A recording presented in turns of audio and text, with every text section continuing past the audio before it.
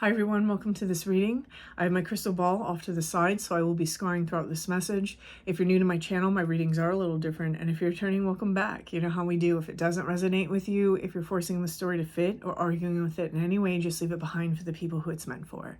So channel members, your next major Arcana series video, which is the Lovers, will be posted on Wednesday night or Thursday morning, so definitely check back for that. And if you're interested in channel memberships, that link will be in the description box below. So let's go ahead. I need to tune in for this one because I did get this information a little bit earlier. So let's see. Okay. Taking a step aside.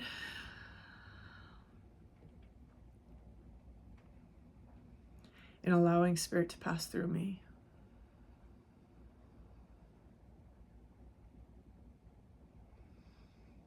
Opening up to receive information.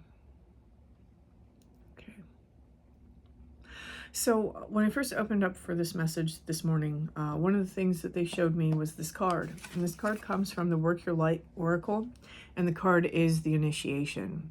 So when I saw this card, what they showed me was a person standing here, and this person had some things sticking off of their back that prevented them from actually passing through that gateway. They were the same color as the surrounding area. So this tells me that this message is for somebody who you seem to be understanding that your life is about to change, right? It's this feeling that maybe you've had for a long time that my life is about to change, but it hasn't yet. You know what I mean? That's who this message seems to be for. So I'm not speaking to somebody who, like, you know, maybe for the last few days you've been feeling like, oh, there's something big coming. You know, maybe that's your intuition, maybe that's hormones, who knows? But that's not who this message is for, right? This is for somebody who has had this persistent understanding, a knowing that everything's about to change. This is something that's been going on for a while now, and we just seem to be stuck. We feel stuck, right? That's more it. We feel stuck. So that's who this message is for. Now, it is a collective of guides that I am tapping into, and this is kind of interesting to me. I'm wondering if my messages are about to start changing just a little bit, or if this is just something that's going to happen occasionally. The reason why is because if you caught my ancestral message, which was about an ancestor altar and about different practices with the ancestors to actually strengthen that bond, it was more of like a talk, right? Like sharing information. That's what this feels like too. And so even though it's set up that way, please remember that this is confirmation for somebody. And so if it's confirmation for you, please take it. I am going to give some symbols right off the bat. And if these symbols don't resonate for you, it doesn't mean that this isn't still maybe for you. It just means that the people who resonate with these symbols need to pay extra attention. So you're going to find that these symbols are kind of color heavy this time. The first one is a red thread. The second one is a black dog.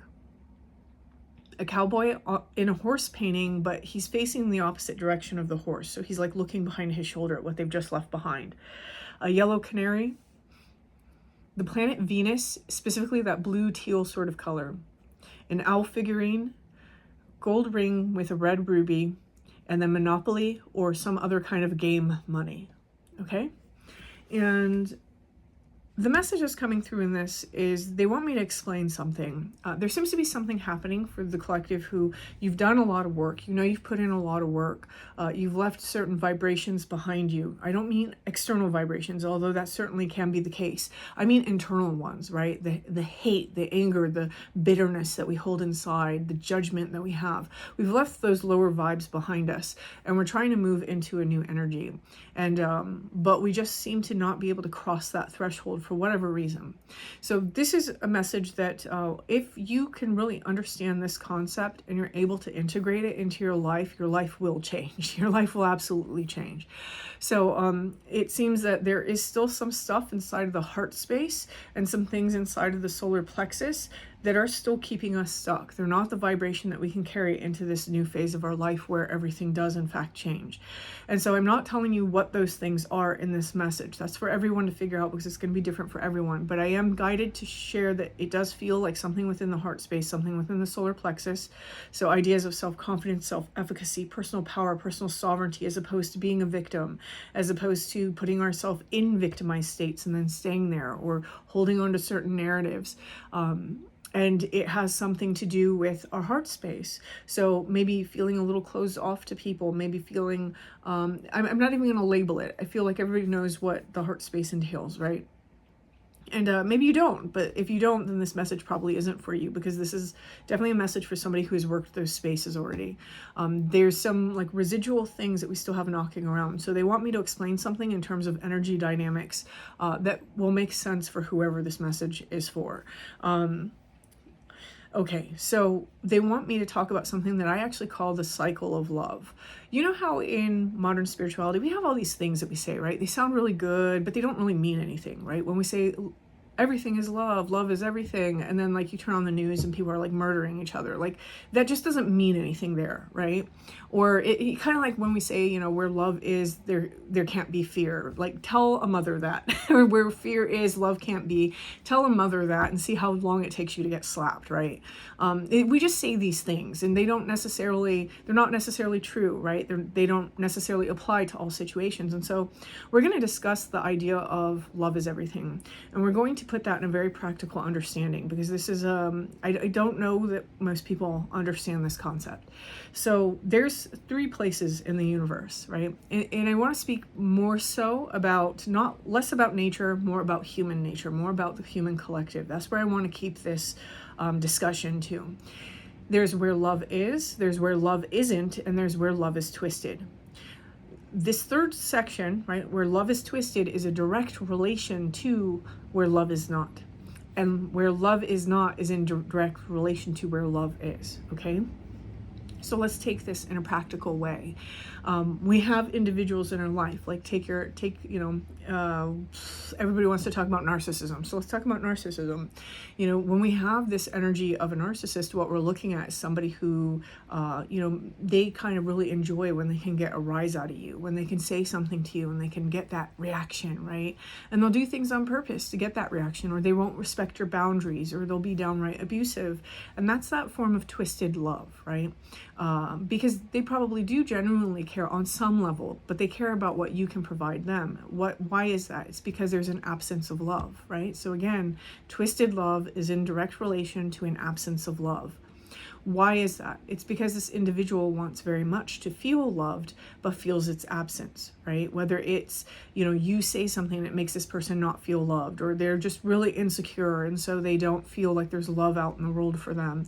And, that extends even beyond narcissism, right? We find that in like extreme cases of trauma, for example, where there's a lot of affirmation that's needed, even inside codependent relationships. All of us are subject to this cycle of love, right? There's the areas where we feel love, but then somebody makes us feel unloved, so then we react in a very twisted love sort of way, right? This is the dynamic. There's where love is, where love isn't, and where love is twisted. If you go about your life and observe this in your world, you will see it everywhere.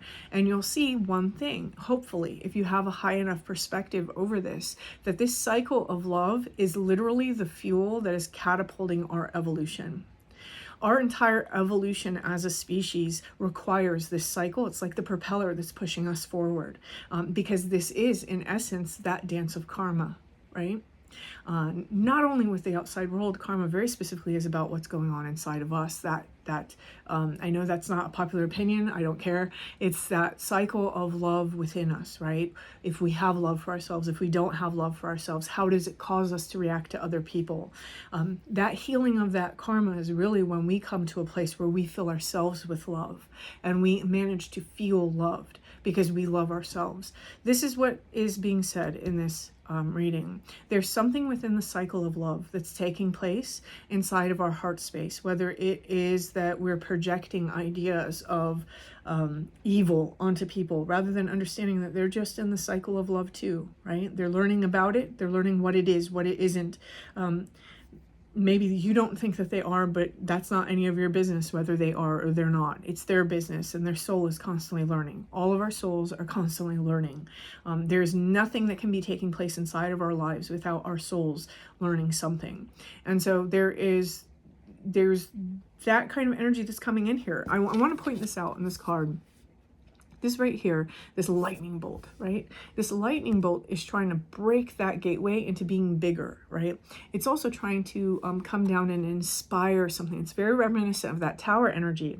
So it's not that, with the tower energy, I do want to talk about something there. There's something that's still inside of this collective that still needs to be released. That's why it can't come with us, right? That's why it doesn't allow us to fit in that gateway. It's almost as though our perception also has to open up a little bit about what this change is. Someone here may not have the best expectations for this change for themselves, right? They're still carrying some negative beliefs, some residual limitations, those glass ceilings into their future. And this is part of what needs to be shaken up, because all of those things tie back into our center of love towards ourselves, right? And our own personal empowerment. So some of you, this might be about other people, those repetitive thoughts that you have that are angry about somebody who did you wrong in the past. Maybe they're continuing to do you wrong. In reality, the person is a person, and people are always doing the best that they can, right? If you don't know that, spend some time meditating on that, right? It's our judgment that says, no, they aren't. And who are we to judge anybody, right? You're not in their shoes. You're not living their life. People are always doing the best that they can. Their best doesn't look the same as your best, right? Their love doesn't look the same as your love. You'd be very surprised. And this is a theme that keeps coming up. I've actually said this several times to several people this week. We have these ideas of love, ideas of like what love should look like. And they're usually super idealistic, right? The thing is, are you able to recognize when you don't live up to that ideal? Most people can't, right? Most people are so colored by their own feeling state of it that they're not even able to recognize that we don't live up to our own ideals of love. It's not possible, because usually the ideal of love that we have, it's a little bit off in fantasy, right? It's a little bit, again, it's an ideal. It's an ideal, and we're not living in ideals. We're living in a very practical 3D sort of environment with these interactions and all of this stuff. Like, we usually don't live up to our own ideals of love, and yet we expect other people to, right? We have to examine something there. So this guide collective is coming through, and they're trying to bring forward this sort of energy interplay and these understandings and these perceptions of these things. The reason why is because it seems like there's a greater sense of compassion that we're meant to extend to someone or to ourselves on some level, that will clear up whatever's going on between the heart chakra and this solar plexus center, so that we can actually jettison these energies that are from the old story, right? We're meant to let go of the old story so that we can come into the new story. Does this mean you're never going to be mad at people? Of course not. Of course not. We're human. We're human. We still have human emotions. But it means that we're able to take a step back after we cool off, and we're able to look at a situation and extend that compassion to say, they're doing the best that they can. Their best just isn't right for me, right? When we can look at people as what they actually are, not through the lens of our feeling state, not through the lens of our prejudices and our judgments and, all that stuff that we're trying to leave behind, right? When we're not looking at people that way, we can extend genuine compassion to them, no matter what they've done. No matter what they've done. Like, this is, are you in a place where you're willing to do that? Are you in a place where you're ready to do that? That's a personal preference, right?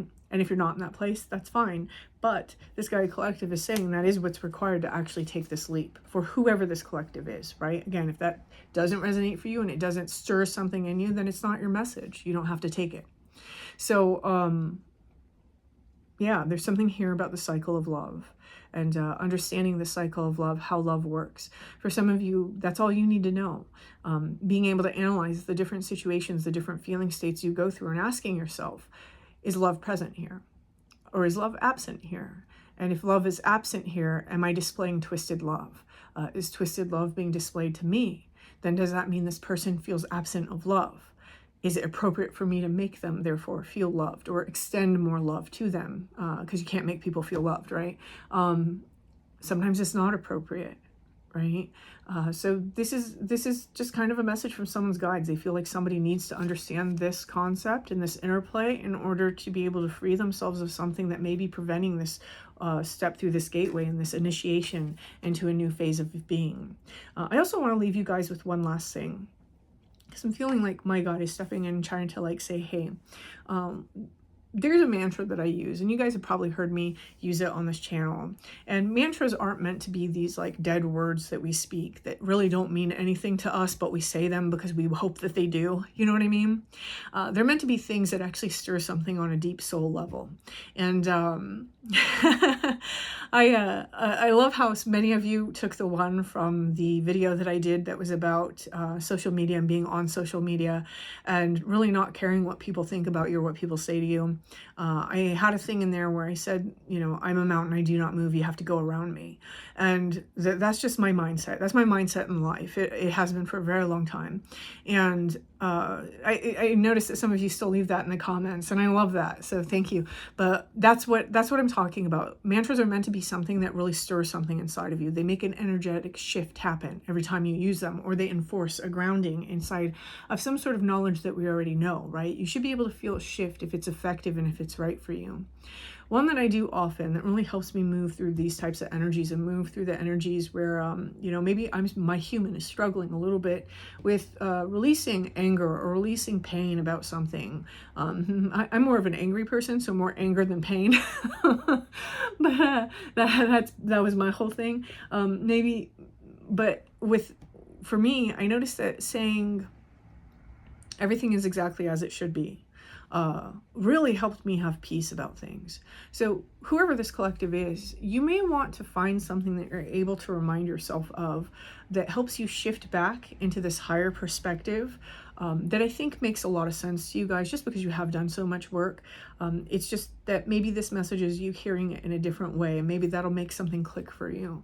So whoever this message is for, I wish you the best of luck with this because you do have something very beautiful that's sitting ahead of you. And once you understand this interplay that's actually happening from a higher perspective, you will be able to step through and your life will change. So congratulations. And if this resonates for you, please hit that like button. Feel free to leave me a comment. And until next time.